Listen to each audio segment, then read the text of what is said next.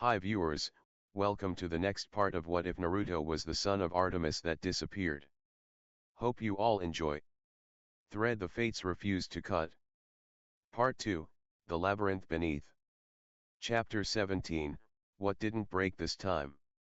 Months passed the way they always did at camp, quick in the golden stretch of summer, slower once the leaves turned and the year-rounders settled back into winter's smaller rhythms, and the biggest change nobody quite talked about out loud was how different Nico D'Angelo's face looked at breakfast now that his sister was still alive to sit across from him. In another version of this story, the one none of them had lived but Naruto sometimes still dreamed about with the particular unease of someone who'd once died and knew exactly how fragile the difference between this happened and this almost happened really was. Bianca didn't come back from Mount Artemis.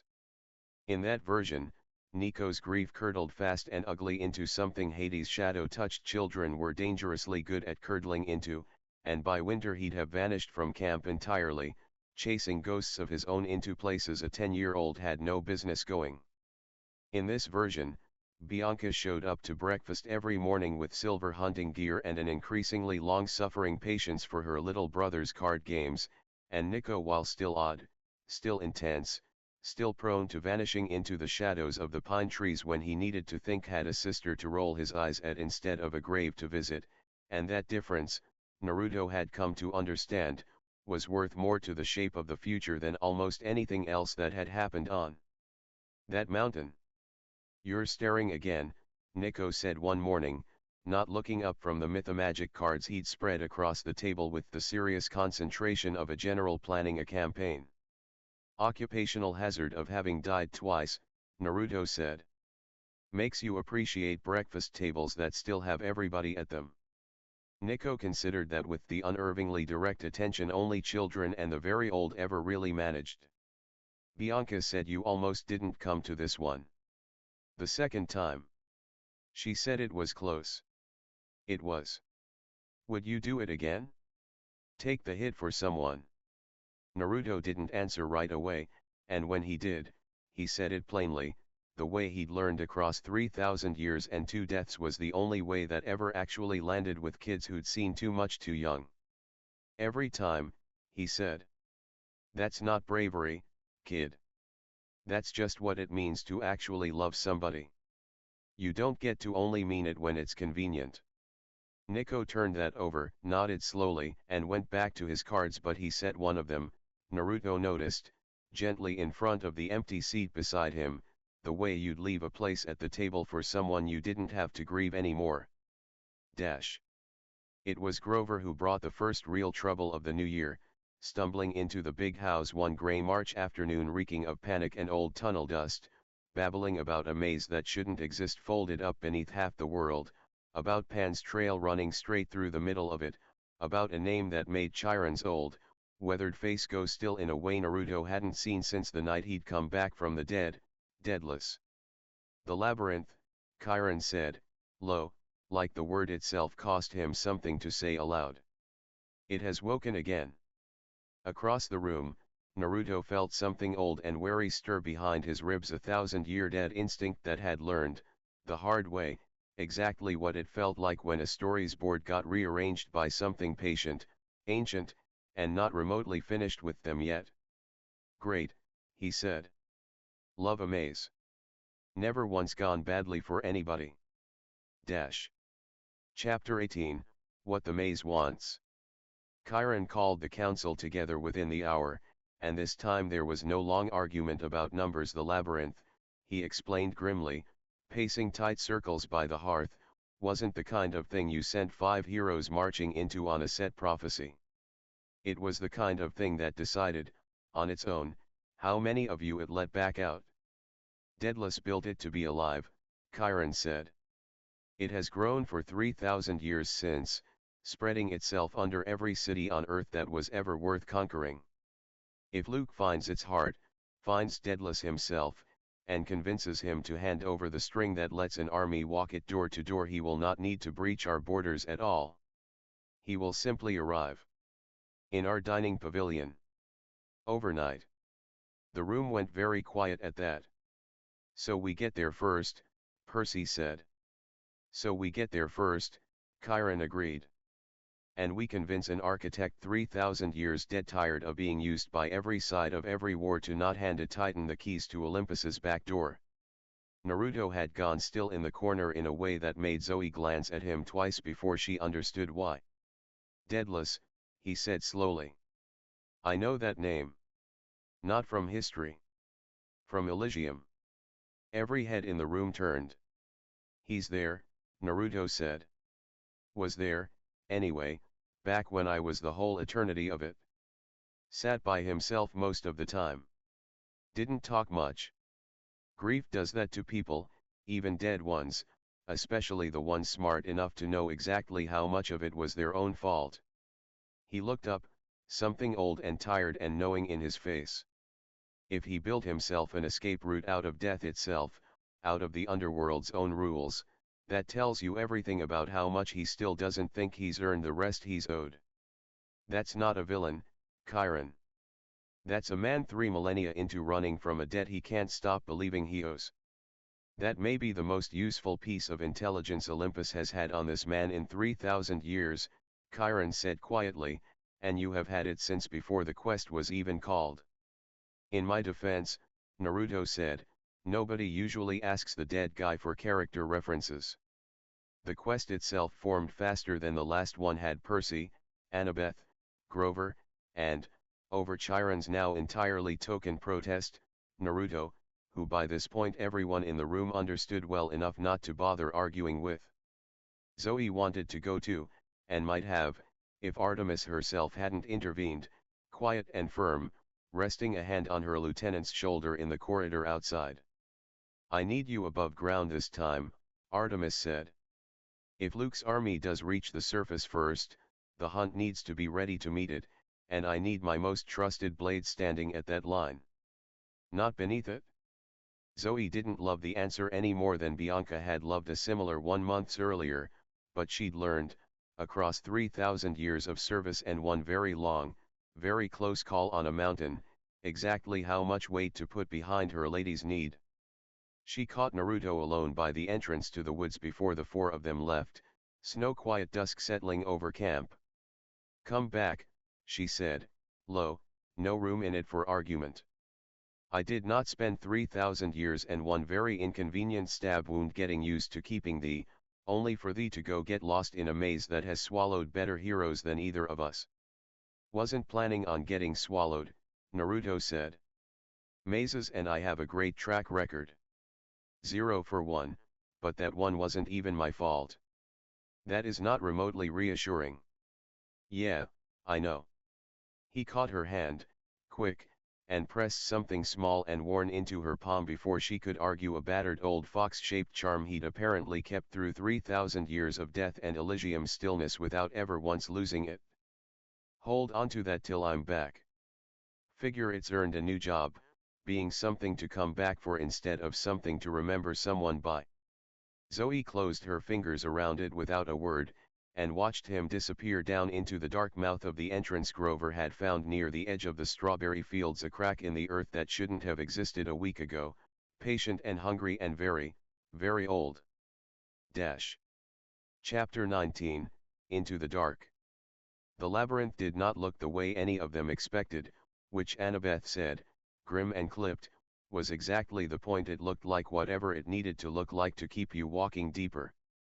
The tunnel they dropped into started as packed earth and old Greek brick, the kind of construction Annabeth's trained architect's eye lit up over even in the middle of a life-or-death expedition, but within 20 minutes of walking it had shifted, seamlessly, into raw modern concrete, then damp subway tile, then, disorientingly, a stretch of hallway that looked exactly like the inside of a Nevada casino none of them had any interest in revisiting. It's not just a maze, Grover said, voice tight, hooves clicking nervously against tile that shouldn't have existed under Long Island. It's every maze. Every hallway anybody ever got lost in, all stitched together underneath everything. Great, Naruto muttered. Very cozy. Very not at all going to give any of us permanent claustrophobia. They lost an hour, maybe more time moved strangely down here, another one of the labyrinth's small cruelties to a stretch of tunnel that kept looping them back to the same fork no matter which direction they took, until Naruto, scowling, planted a kunai quick mark into the wall at the junction with a small, controlled burst of the same moonlit energy that had once held up the sky, and the loop broke apart like a held breath finally released.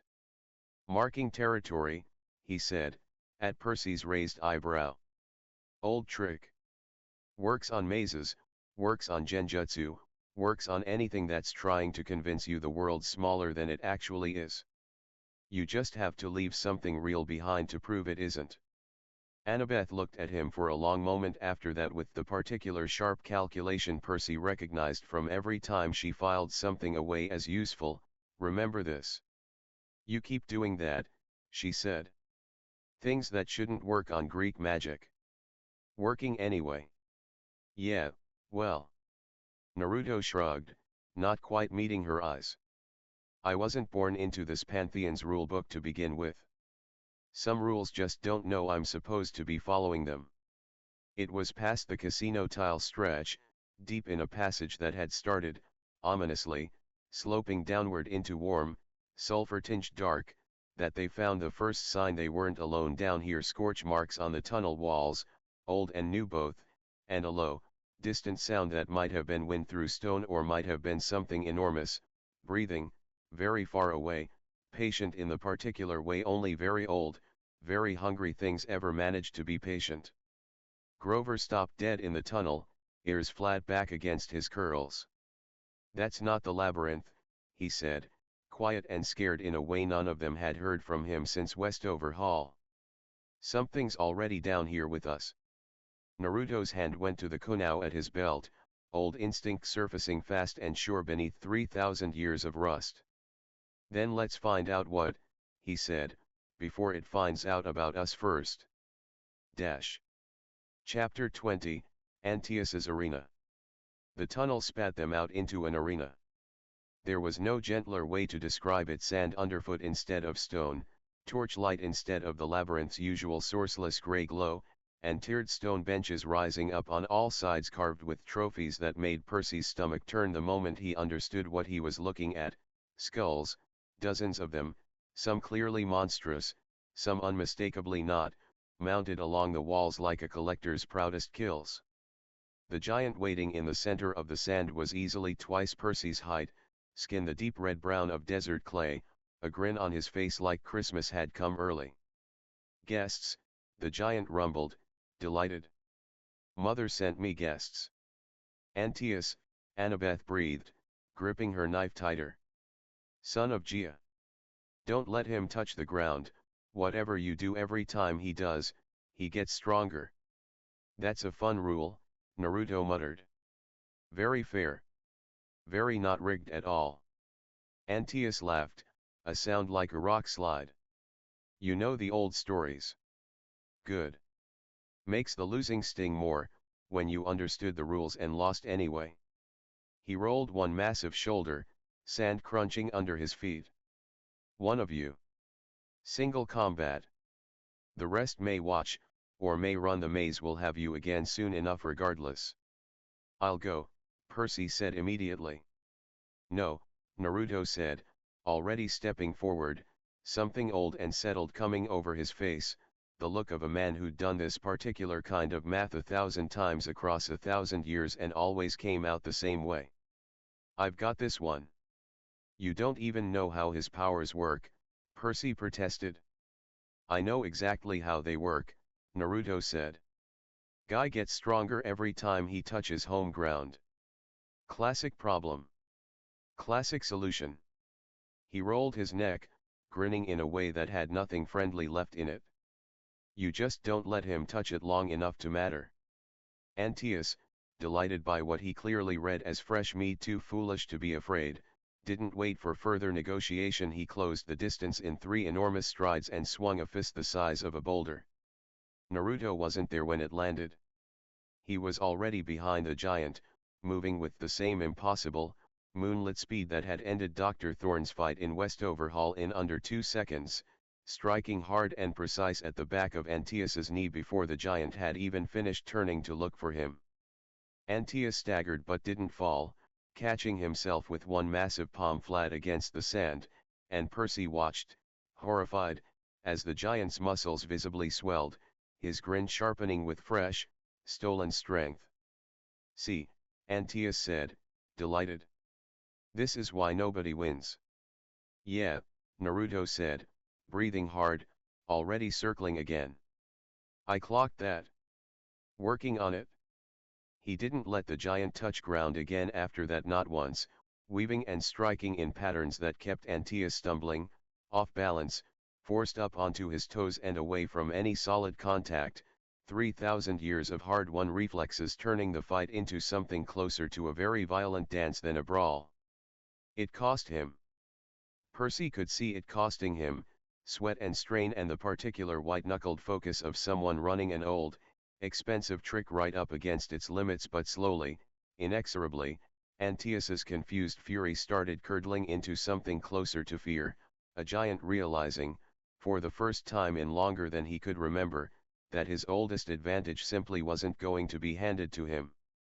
The end, when it came, was almost anticlimactic, Naruto finally getting inside the giant's guard, driving a blow wreathed in that same faint, furious moonlight square into Antaeus's chest, and the giant went down hard onto the sand with a crash that shook the whole arena, dissolving into golden dust before he'd even finished falling. Naruto stood over the settling dust, breathing hard, hands on his knees. "Okay," he said. "That guy sucked." "You didn't let him touch the ground once," Annabeth said, staring at him with something between awe and her usual sharp, cataloging attention. "The entire fight." "Learned a long time ago," Naruto said, straightening slowly, wincing at what was clearly a bruised rib or two, "that the trick to beating somebody whose whole advantage is home turf is just don't give it to them. Keep them somewhere they don't get to be strong. Works on giants. Works on grief. Works on pretty much everything, honestly." Dash. Chapter 21, The Architect. They found Daedalus's workshop 3 days later, deeper than any of them had ever gone, in a chamber that felt, disorientingly, less like the labyrinth's endless improvisation and more like an actual room, a real ceiling, real walls, shelves upon shelves of half-finished inventions gathering 3,000 years of dust, and at the center of it, hunched over a workbench, an old man who looked up at their arrival with tired, ancient eyes. He looked, Percy thought, exactly like a man who had been running for 3,000 years and had finally, quietly, stopped believing he'd ever be allowed to rest. "More heroes," Daedalus said, without much surprise. "Come to beg, or come to threaten? I've had both this week already." "Neither," Naruto said, stepping forward. Daedalus's eyes sharpened on him, and something in the old inventor's weathered face shifted recognition, slow and disbelieving. "I know you," he said. "Elysium. You were the one who never took a field." "Naruto." He inclined his head. "You remember?" "I remember everyone who ever refused to forget," Daedalus said quietly. "There are fewer of you than you'd think." He set down the small bronze mechanism he'd been working on, giving the 4 of them his full attention for the first time. "Luke's general has already been here. Twice.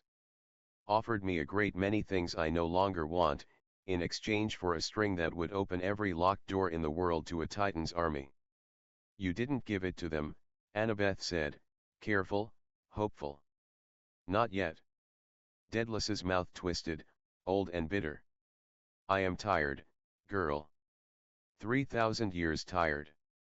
My daughter is gone, has been gone since before your grandmother's grandmother was born, and I have spent every one of those years building better and better doors while never once finding one that led anywhere I actually wanted to go." He looked, for a long moment, at Naruto. "You went back. Twice, I hear, if the tunnel's gossip is worth anything. Twice you were offered the easy exit, and twice you refused it for the people still living. I confess I have run out of understanding for why anyone would choose that so many times over." "Because the exit's not actually easier," Naruto said. It just looks that way from where you're standing when everything hurts too much to stay. I spent 3,000 years learning that the hard way, old man.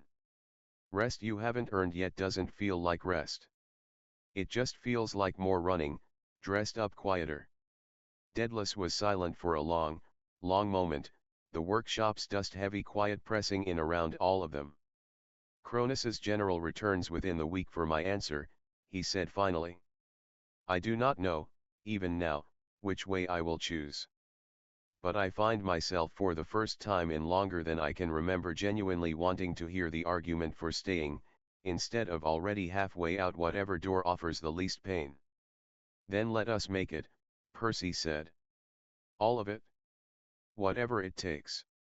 Daedalus looked between the four of them, a boy who wouldn't stop being brave even when it cost him everything, a girl who'd loved his craft since she was 7 years old, a satyr chasing a god who might not even remember how to be found, and a boy who had died twice and come back twice and apparently never once learned to stop choosing the hard door. And something in his ancient, tired face softened, just slightly, for the first time in 3,000 years. Sid, he said. Tell me why staying is worth it. I have 3,000 years of reasons it isn't. See if yours are better. Dash. Chapter 22, The Argument for Staying. They talked for hours. Percy went first, clumsy and honest, about a camp that had taken him in when nowhere else in the world had wanted a kid who broke things without meaning to. Annabeth followed with something quieter and more precise: every building she'd ever wanted to design, every blueprint she'd drawn since she was 7 years old, dreaming of a city that could actually hold up under the weight of everything the world threw at it, and how none of that dreaming meant anything if there was no Olympus left standing to build it under. Grover talked about Penn, about a search that had cost him nearly everything and that he still, against every reasonable argument, refused to give up on, because giving up, he said, was its own kind of dying, slower and quieter but a death all the same.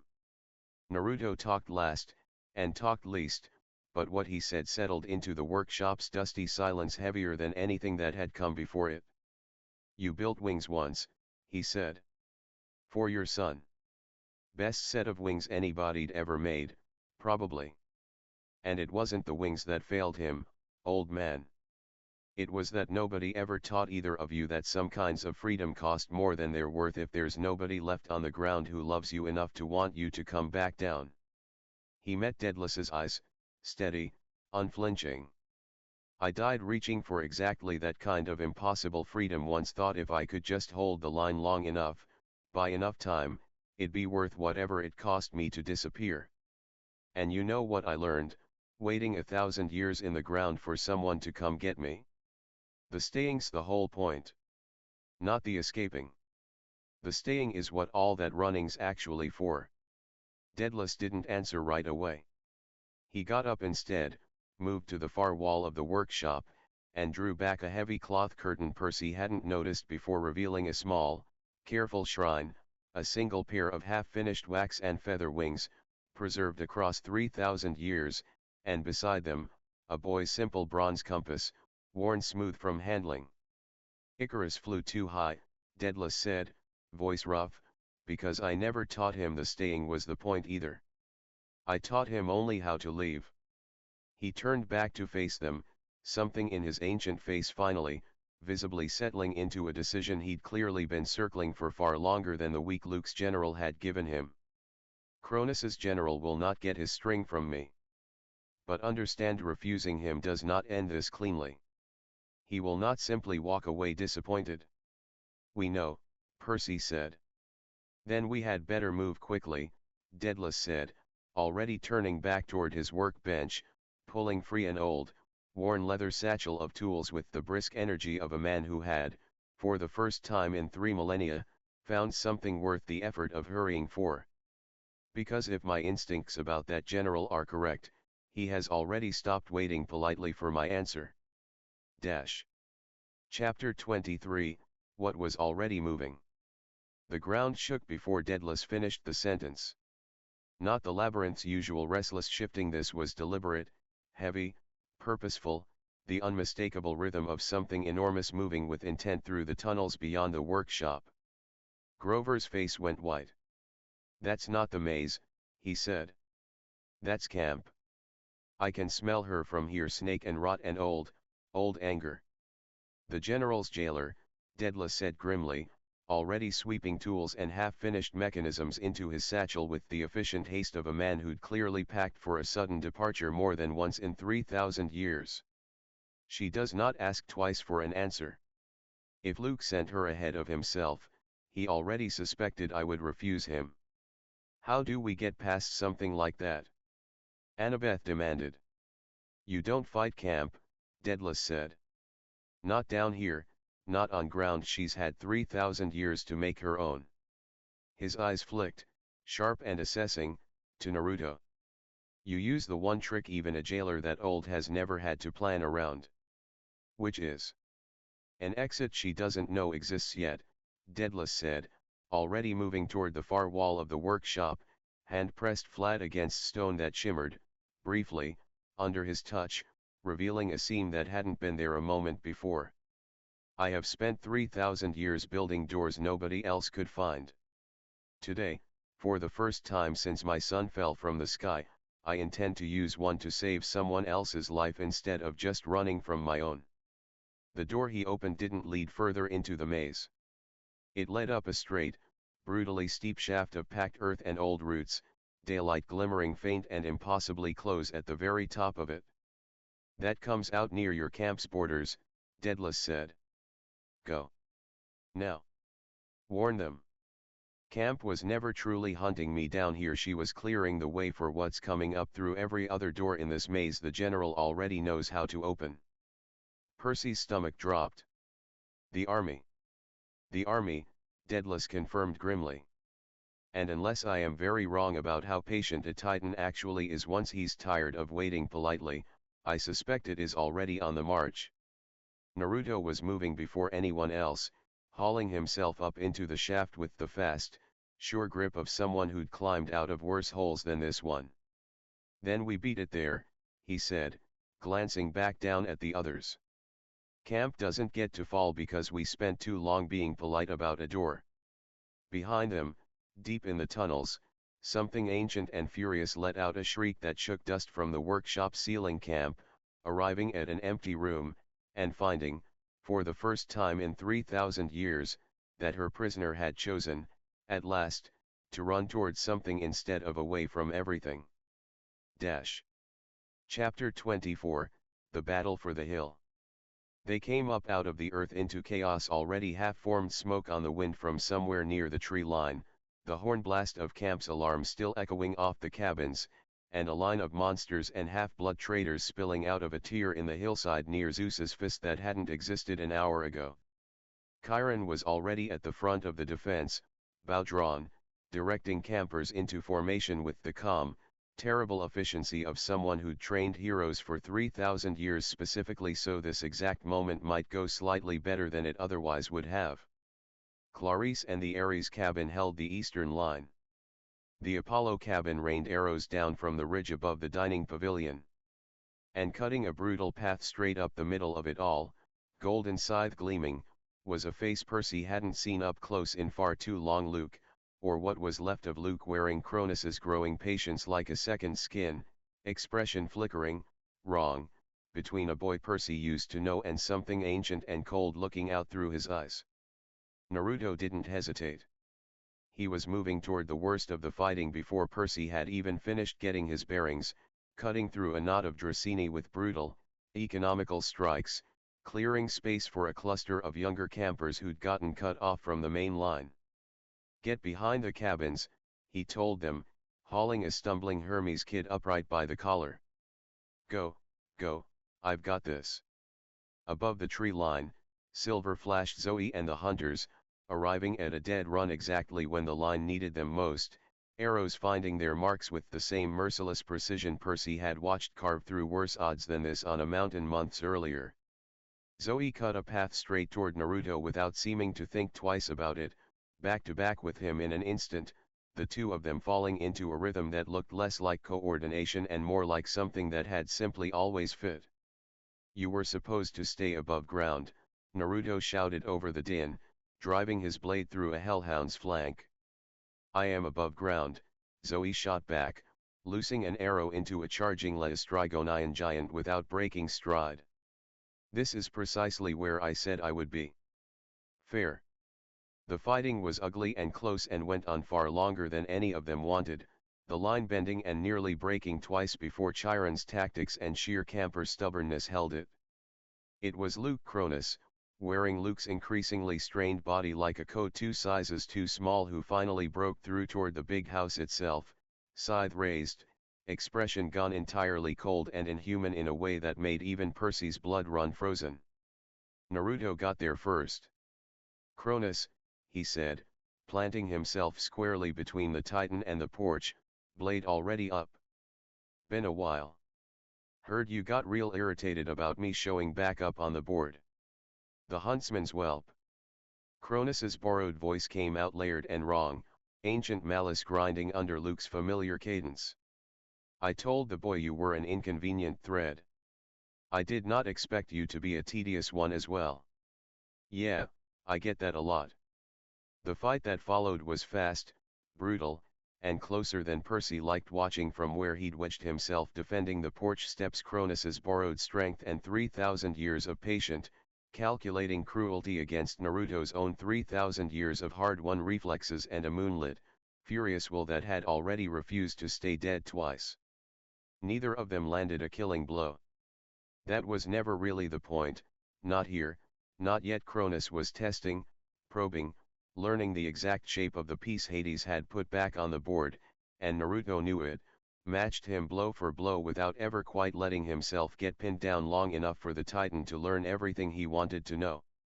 It was Zoe's arrow, finally, that broke the standoff, driving hard into the meat of Luke's shoulder, not deep enough to kill the boy still buried somewhere under all that borrowed cruelty, but enough to make Cronus's control falter for one crucial half-second. Naruto used it. A hard, controlled strike to the wrist sent the scythe spinning from Luke's grip, and for just a moment, one single, terrible moment, Percy saw something flicker back into those cold, ancient eyes that looked almost, achingly, like the boy who used to be there. Luke, Percy said, quiet, desperate. You're still in there. I know you are. Whatever answer might have come never got the chance. Cronus wrenched control back with a snarl that came out sounding almost like pain, and rather than press an advantage that had clearly cost him more than he wanted anyone to see, he simply vanished, a golden shimmer, a rush of displaced air, and the space where Luke had stood was abruptly, unsettlingly empty. The monsters that remained, leaderless and suddenly uncertain, broke and scattered within minutes. Chapter 25, What the Hill Remembered. The camp spent the rest of the night putting itself back together, tending wounds, counting the cost, the particular quiet, exhausted relief of a line that had bent nearly to breaking and hadn't, in the end, snapped. Naruto found Zoe on the porch steps of the big house well past midnight, both of them too wired and battered to sleep, watching the last of the smoke thin out against a sky finally clearing back to ordinary stars. You should not have gone for Cronus directly, Zoe said, without much heat left in it, mostly just tired. Thou has died twice already, testing exactly how much thy luck can hold. Somebody had to buy the porch sometime, Naruto said. Turned out to be me. Story of my life, honestly, in every version of it I've lived.